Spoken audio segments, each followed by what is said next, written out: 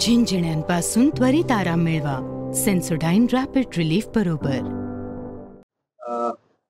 देवेंद्र फडणवीस यांची वर्णी लागलेली आहे, आपण त्यांचा विरोध केलेला आहे. आता पुढे काय नियोजन काय? विरोध केला म्हणजे काय की ज्यावेळेस सत्तेत माणूस असतो त्यावेळेस सत्तेलाच भांडावं लागत असतं, मग तो कोणी पण असू द्या. आम्ही त्यांना विरोध केलाय म्हणजे काय सत्तेत ते होते म्हणून केला. ते जर सत्तेतच नसते तर विरोध करण्याचा काही प्रश्नच येत नाही. एक ती नियतीचीच म्हण आहे की जो सत्तेत आहे त्यालाच भांडावं लागत असतं आणि सत्तेतच नाही भांडून काय करायचं. त्यामुळं देणारे ते होते त्यामुळे त्यांना भांडलो होतो आणि भांडणार सुद्धा कारण माझ्या गोरगरीब मराठ्यांच्या लेकरांच्या आयुष्याचा प्रश्न आहे आरक्षणाचा. धनगर समाजाच्या गोरगरिबांच्या लेकराचा आयुष्याचा प्रश्न आहे आरक्षणाचा.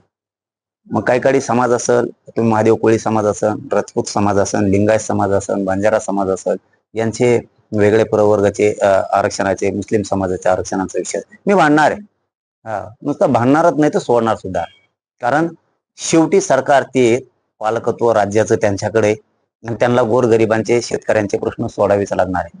हे बघा, वैचारिक मतभेद वेगळे, राजकारणाचे मतभेद वेगळे, परंतु मराठ्यांच्या लेकराच्या आयुष्याचे प्रश्न आहेत, ह्यो विषय वेगळा आहे. त्यामुळे सोडणार मी कोणालाच नाही, कोणी पण बसू दे. पाटील, उद्या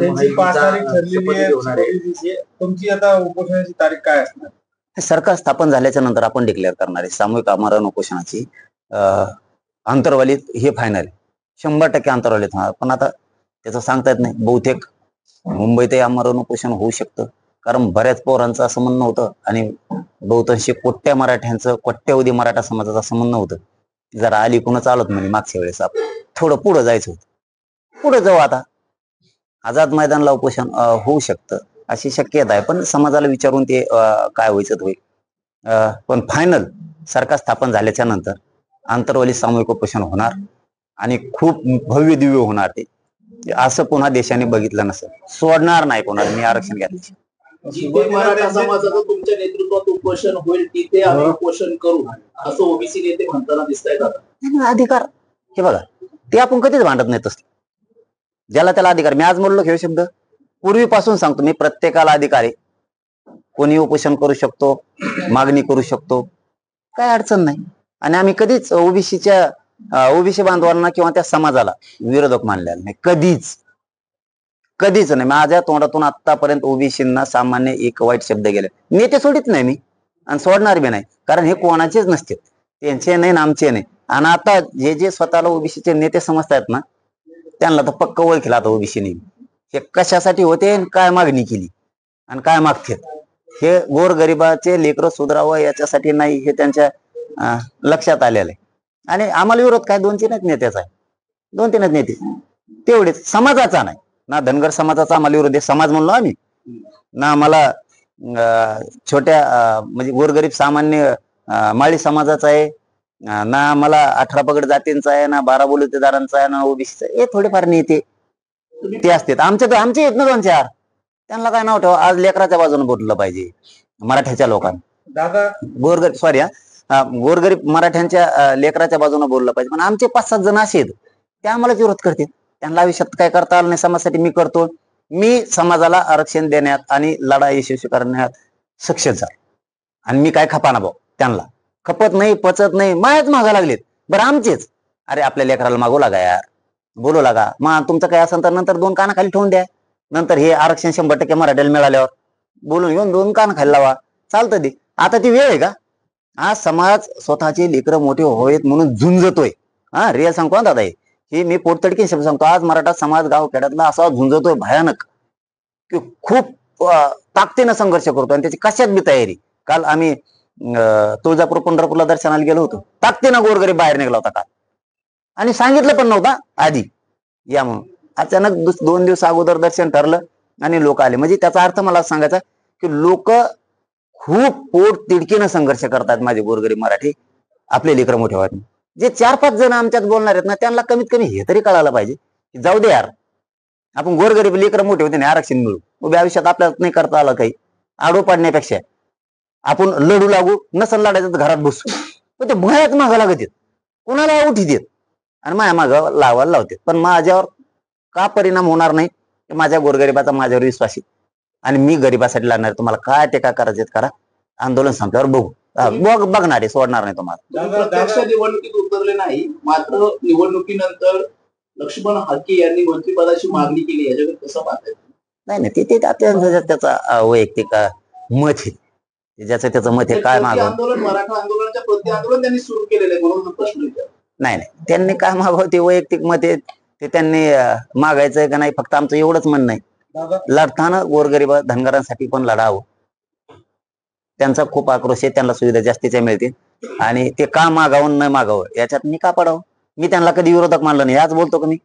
कधीच मानलं नाही, मानणार बी नाही. मानल्यावर बघू, आजपर्यंत नाही. पण ते आमच्या विरोधात विनाकारण बसतायत सगळेजण.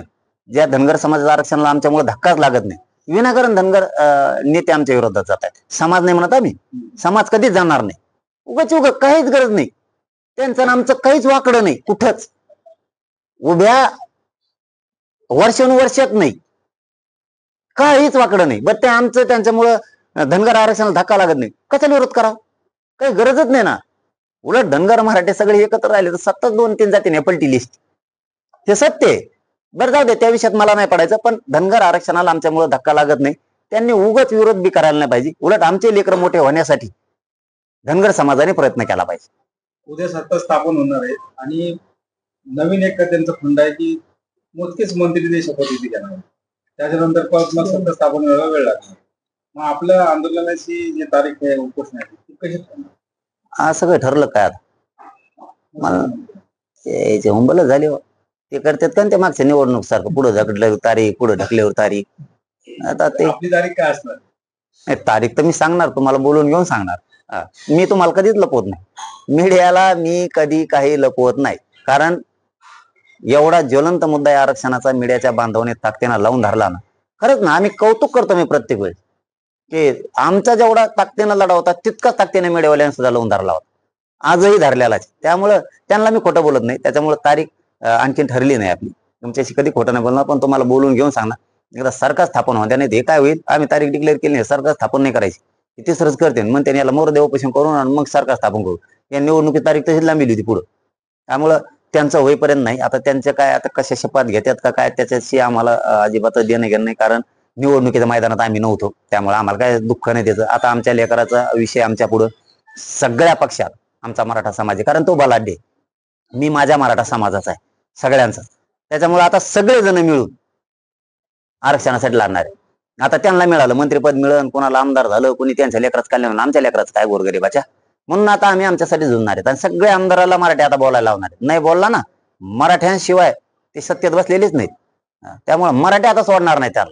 नाही बोलला ना, मतदान करणारेच मराठी त्याला गचुऱ्याला धरून बाहेर काढतील. तुम्हाला सत्य सांगतोय. फुकट न मतदान केलं म्हणते भाऊ, तुला आरक्षणाचं बोलला माझ्या लेकराचा आयुष्याचा प्रश्न आहे, कारण रोज पोरं नोकऱ्याला लागायले. त्यामुळे त्यांचं हो द्या, आपण तारीख डिक्लेअर करू. कारण मी आज अचानक आलो होतो, त्या परवाच्याला माझ्या मुलाचं दुखायला लागलं. आज 3रा दिवस आहे अचानक, म्हणून मी आज जालन्याला हॉस्पिटलला त्याला भेटायला आलो होतो. त्यामुळे तिकडचं बी काय मला मंत्रालयातलं काय काय नाही, कोण ठरलंय, किती जण ठरलंय, आणखी माहिती घेतली नाही मी. त्यामुळे त्याच्यावर आता काय बोलत नाही मी. पोराची प्रगती खूप खराब झाली होती म्हणून मी भेटायला आलो. आंदोलनाच्या बाजूलाच आता नवनाथ वाघमारे बसणारे. हा मी म्हणलं ना, आम्हाला काय फरक नाही पडतो. माझं म्हणणं काय सांगितलं मी तुम्हाला की धनगर बांधवांना खरंच विरोध करू नये. त्यांच्या आरक्षणाला आमच्यामुळे धक्काच लागत नाही. तुमचं आणि आमचं आयुष्यात वैर नाही, आयुष्यात वैर नाही धनगर बांधवांचं आणि मराठ्यांचं आयुष्यात. मग नेत्याने काय विरोध करावा? धनगर समाज तर आम्हाला विरोध करीत नाही करत. नेत्याने काय विरोध करावा? कारण आम्ही तुमचं काही बिघडिलच नाही ना. आमचं आरक्षण ओबीसी ते मान्य करा तुम्ही. गॅजेट आहेत आमचे तुमच्या आधीचे 3ही, हैदराबादचा असन, सातारा संस्थानचा असन, बॉम्बे गव्हर्नमेंटचा असन. 4था गोष्ट सांगतो, 83 क्रमांकाला कुणबी आणि कुणबी आणि मराठा एकच आहे. 2004चा अध्यादेश जे अरे तुम्ही विरोधच का करताय आम्हाला? बरं तुम्हाला धक्का लागायचा समज सुद्धा नाही धनगर आरक्षणाला, हे सगळ्या धनगर बांधवांना पण कळतंय.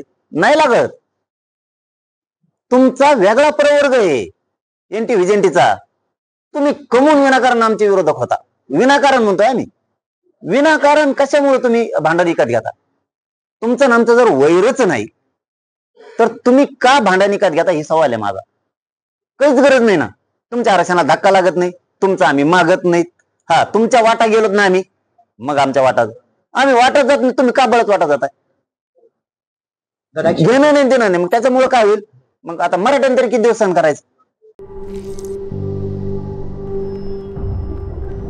झिंझिण्यांपासून त्वरित आराम मिळवा सेन्सोडाइन रॅपिड रिलीफ बरोबर.